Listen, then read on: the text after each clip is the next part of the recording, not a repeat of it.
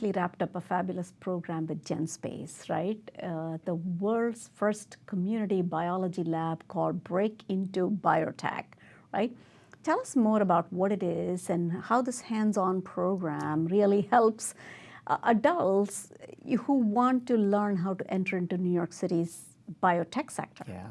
Well, I mean, I want to thank you, Seema, first for that, because you've been a big part of GenSpace and you've opened up your campus. So first of all, thank you. The reason why I was smiling when you were asking the question is this program is very close to my heart. Yeah.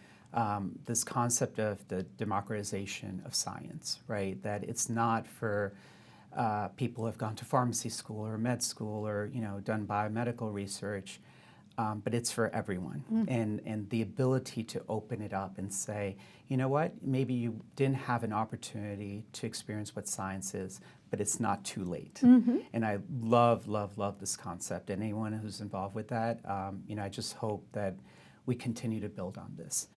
What do you think New York City holds in terms of place for AI ML to be a leader in the world?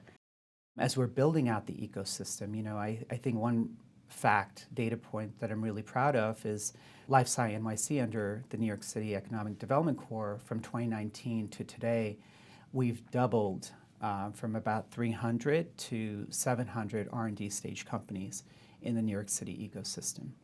And we have a target of 1,000 by 2030.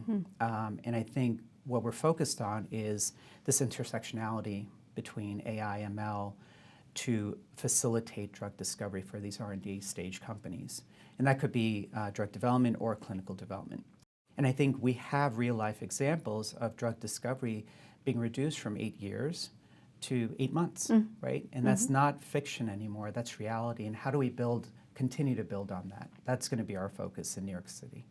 And before we go, I wanted to ask you what's on the docket for 2025? How can we grow the ecosystem and your programs exponentially? I think really an intent focus on how do we share data, anonymized data, to have impact on patient outcomes?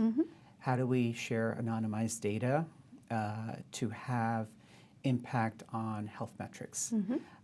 So as you know, Seema, there's been a lot of energy around this for years. This is not a new topic.